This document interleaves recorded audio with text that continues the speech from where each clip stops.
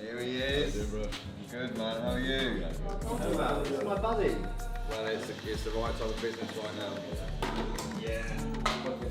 Sick. I'm like, you know, I was like attractive, I'm confident, like everything. Posted on Instagram like a million views. Yeah. Since to my business, I'm like 5K. Lovely. That's a thing. Yeah, in the online world, it's like 90. I started this 2.5 years ago. Oh, You know, it's what. are you YouTube main thing, right? No, like podcast copyright. The beard makes it older. He knows that as well. It's a shaped beard on, right? I feel like 20. Wow. Talking. That's a good call. Welcome back to the video series, Day in the Life. This is part 3. This particular is a behind the scenes of the interview that I did with Hamza. And then it goes into some of the other stuff that I'm getting up to on a typical day.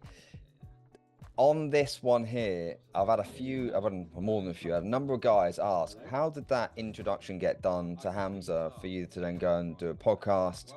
And then we went off afterwards and we did a mastermind and went out for dinner. And like, how did that come about? It actually came about last year. I joined a mastermind. Hamza is in the same mastermind. So the guy that runs that is one of Hamza's mentors. He's also one of mine. And I am buddies with that guy. And so when I went out to LA in October last year, Hamza didn't actually attend that, but he did come in virtually and done a bit of a training on YouTube. Right. Which, if you read Dale Carnegie's book, How to Win Friends and Influence People, the first principle of social skills is to never criticize. You know, the sick guy, I know everything, I'm an amazing guy. Yeah. The and ego. then you start meditating and you pick up on certain times that you are feeling a little bit more. And connected with a load of guys out there, made some connections, particularly made great connections with the guy who runs the mastermind. And then after that, we're put into a WhatsApp group. There's a few of us guys in the group, and I knew that Hamza was coming to town. Me and him had not connected before. And so I said to Dan, I was like, hey, I see that he's coming to town. Do us a favor and just send a little introduction between me and him so we can get a podcast going and get a good conversation going. Literally minutes later, Dan's messaging me back and said, Pete, that's all sorted. Just speak to him, get it all sorted. That was that, done. Really, really simply. And like the big lesson there for guys watching that want to get cool people on their podcasts and want to do cool shit, you have to put yourself in rooms. And I like to put myself in rooms where I'm not the top guy. Like if I'm always in rooms where I am the leader, I'm probably in the wrong rooms. I like to bring the average down, right? So if I can be in a room where there's guys that are way, way, way higher level than me, and I'm actually bringing the average down, I'm personally in the right room, right? And so, but for me to be able to get to those rooms last year in LA, I had to freaking move mountains to get there, right? That's like, I'm based in the UK at the moment. There was a lot of logistics. I've got a dog, I've got a son, I've got a business, a shit going on. There was logistics for me to be able to get to LA. But in my experience, whenever I have moved mountains to get to places, even if it's a pain in the ass, cool shit's happened. But here's the second thing is like when you get into those rooms, when you get into those environments, you have to do something about it. If you sit in the sidelines and sit on the back row and not say anything, then probably nothing's going to happen. Nothing's going to come from it. You got to make it work. You got to make it happen. Like if there is someone in the room that you know that you can get connected to, like if there's someone in a room that I know that I can get connected to and great things can happen from that, I'm not leaving that room without having a conversation. Something has to be said. Right? They have to know who I am and what I do. And that's how, that is exactly how that conversation with Hamza came about. And then we had an amazing podcast. We're going to do some more work together. And because I've moved mountains.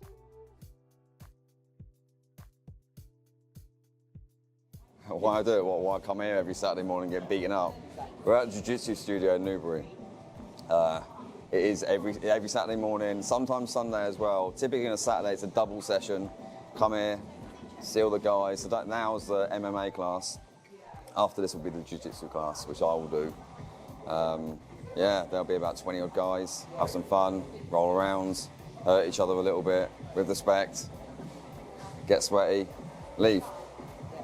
Why'd you do it? Why have you gone whole hog into this? I think one of the biggest reasons for joining this sort of thing is this is good for a guy. It's good for a guy to get just like old school tribal.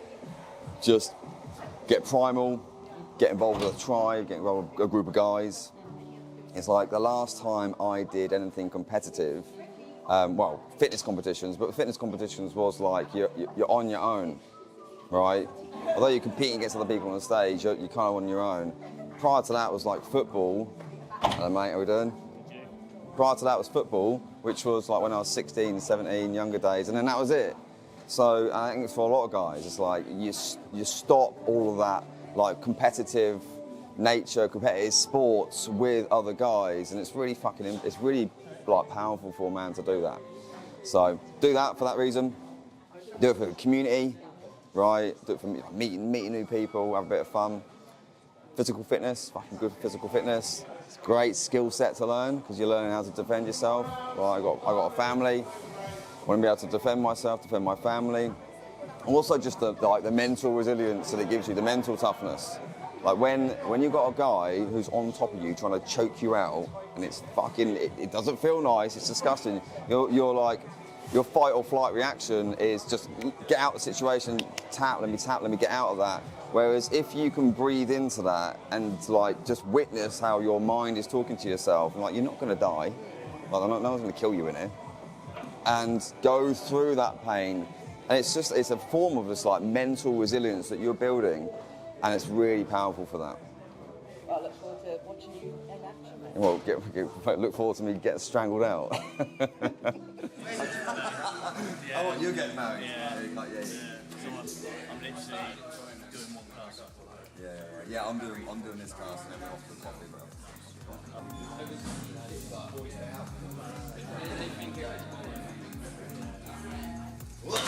Alright, we're going to just do some back. Down you go. Super important. Okay, next part of the day, bit of jiu-jitsu. Now, I train jiu-jitsu at a minimum 3 times a week. Frequently I'll get in 5. And there's been periods in my life where I've done other I say martial arts. I've done boxing before. There was a period in my life where I've done a little bit of boxing, and then came out of that, and then tried Muay Thai, didn't quite like it. Then I got into jiu-jitsu and I fucking love it. It's really great. Here's where this came about for me. I remember this like it was fucking yesterday, and it wasn't yesterday. This was like I was in my early 20s. Well, I was in my early 20s. I had a girlfriend at the time, and this one particular day, I'd gone to see her. She's a good-looking girl, right? And we've gone out to a bar in the evening, and me and her at the bar, and we've got a couple of drinks, and we're having a good time, like. And then a guy has come and stood beside me right here. I was like, it's a bit fucking strange. And then I could just feel the presence of like another guy standing behind me. And he has, at the time, I was in my early 20s, I actually wasn't as muscular as I am now. He put his arms underneath my arms, right underneath here, and fucking lifted me up, moved me next to his friend, plonked me down, right? And then he stood next to my girlfriend at the time and started talking to her. I was fucking humiliated. There was actually another one of their mates like stood next to him as well. So there was like 3 of them. I was very much outnumbered. But even if I wasn't outnumbered, the guy that just like picked me up, moved me, was way bigger than I was. And it fucked me up. I was humiliated. I felt loads of fucking shame. It was in front of my super hot chick at the time. Oh, man, I was gutted. Fortunately, she had her wits about her. She wasn't about that. She told him to fuck off. He did. And we continued our evening. But I felt shit all evening. And then for a while after that, I was like, I can't let that happen to me again. And unfortunately, since then, I've not ever really been in that situation again. However, I wanted the ability that if I was ever in that situation, that I could do something about it. And now that I've got a child, like I've got Leo, so I've got a family, it's important to me that I can protect them physically if I need to. It's one of the biggest reasons I took up boxing a while ago, came out of it, and I was actually going to start jiu-jitsu. And it's one of the reasons that I like jiu-jitsu is that ability that I have, that protection. I've got that ability within me that if I need to use it, I can use it. And it's a big thing for a guy. It's a massive thing for a guy, for him to be able to protect himself and to have that level of confidence and certainty that if shit hits the fan, like, number one, ideal situation, you're fucking doing a runner, right? You're getting the fuck out of there. But if you can't do that, then to have the ability to stick up for yourself is really important. And you should ask yourself this question without your ego getting in the way, because I think every man like believes that they can fight until they get in a situation. On a scale of 1 to 5, 5 being like your pro level fighter, like pro level fighter, you could get in a ring, you could eat, and you can have a fight and you could win. 5 being pro level fighter. 1, you have no fucking idea, right? You think in your head you would, but let's be honest, you got no idea what you would do in a fighting situation or whether you'd be able to stick up for yourself. Where are you on that scale? And then whatever number you're at, decide it. Like, am I actually happy about that number? Because if you're not, do something about it. Hence why I started doing jiu-jitsu. Jiu-jitsu done. Second coffee. Then we'll head back. Then we'll walk the dog. Go and walk the dog. Give him a run around in the woods. Then get back, have a bit of food. Food-wise, I could have carbs, but I won't. Because I have trained, but I won't. I'll actually just stick with my protein. I'll stick with some chicken, stick with some veg. Simple as that. And then I'll just backload my carbs later on this evening. I prefer doing that. Make me sleepy. Yeah, I was going to say, do you feel better having carbs like in the evening as opposed to doing it in the day? Yeah, 100%. If I have carbs during the day, I just find it maybe spikes my insulin a bit too much. And I'll just feel a little bit foggy. Yeah. What's your typical go-to carb? Sweet potato. Yeah? Yeah, sweet potatoes, I eat loads of it. Yeah. So that is my go-to. I will sometimes have oats late at night. They're not the best, but they taste good and they're easy, it's convenient. And recently, this is a recent one, I started to have sourdough bread with eggs. Nice. Recently. I'm testing to see how that works, how my body responds to that. So far, so good. But it's only literally been the last week, maybe 2 weeks, I've started having a bit of that. But other than that, my carbs are so simple. It's like sweet potato is the main carb. You know, I'm just sorting out, we've got a new client come on board for Awakened Man. I'm just sorting out his onboarding. It's just my WhatsApp there. So when a new client comes into Awakened Man, they initially go through a psychometric test. So we will produce a psychological profile of them. It's pretty in depth. It's quite revealing. Even them actually just doing that before they've even started the program gives them huge mindset shifts. Reveals a lot of stuff that's going on for them. But the test is built to reveal what the guy has been. Yeah, that's us. Cappuccino over there. You've got oat milk as well? Yes. Oh yeah, lovely. The test is built to show us where the guy is putting things into his shadow. You know, like, what the frick's a shadow? Like, a shadow is a part of you that you potentially just disowned. Like it's things that your psyche is putting into the darkness, it's putting into your darkness because it doesn't want you to highlight that and bring it to the world. The problem with that is that those things could be great things. It could be really, really good things, and it can cause a lot of sabotage. You know, it can stop you from fulfilling your potential. It can mess up your relationships, it can mess up your health, mess up your business. And so until you bring them to the light, you don't know what's going on there. So as soon as guys come into the Awakened Man, we put them through this test, so then we can see what they're putting in their shadow, what they're actually what's firing on all cylinders. And sometimes, for example, a guy might be talking about like archetypes. He might be in his warrior, and it might be number one. And like being in your warrior for a man is really powerful. It's like the warrior archetype is it's the go, go, go. It's discipline. It's direction. It's drive. It's getting shit done. It's action, which is great. You want that for a guy. But if he's got too much of that, and he's go, go, go, go, go all the time, relentlessly, never stops, that'll lead to burnout. Can also lead to, like, for example, like if his archetype around his love and spiritual side is right down the pecking order, right into his shadow, and neglects his relationships. Right? His missus will be like, hey, why are you at work all the time? And he won't get it. And just ignore that. And then relationships can break down because something's being hidden in the shadow. Does that make sense? Yeah. So like we do this immediately as soon as the guys come in, and then we've got this. We've got a profile of them. We know what's going on. Yeah. But do they want to correct that though? Yeah.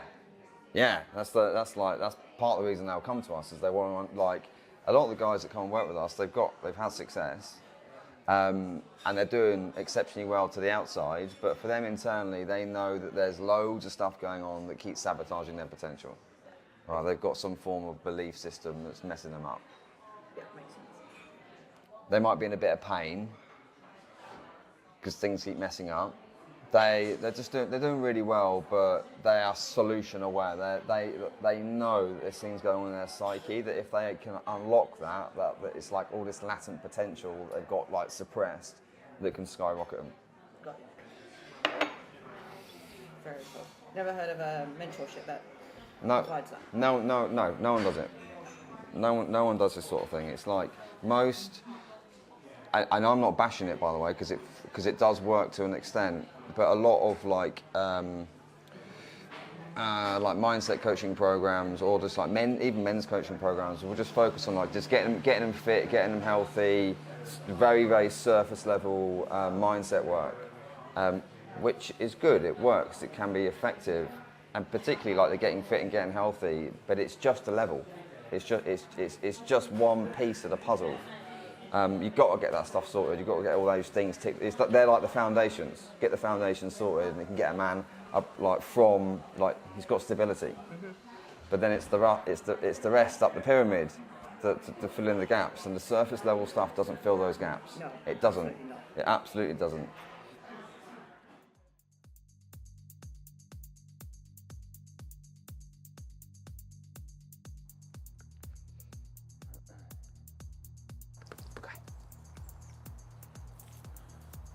I was just thinking that these woods I've used for so much thinking time, and I've made so many big decisions.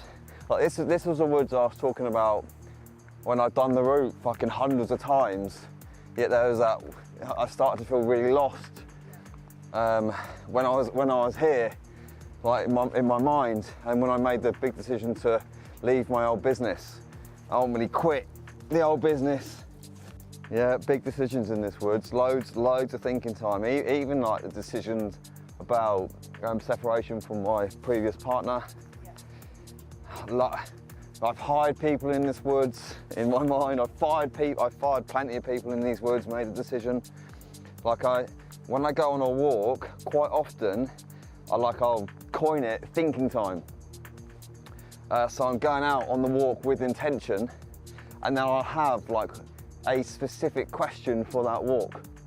And I'm like, this is the one thing I might not come to an answer, but this is the one thing I want to think about, not the thousand things, because what particularly us guys can do, be on our fucking heads all the time. And there's 1,000 thoughts running through our heads. This one, boom, boom, boom, boom, boom. And then don't actually get any fucking answers. Whereas if you're intentional with like, well, actually, here's the one question around the one subject that I want to try and get an answer for whilst I go out, you actually, you can make some headway on that. So there's been plenty of decisions that I've made in this wood because I've gone out with an intention to answer the question.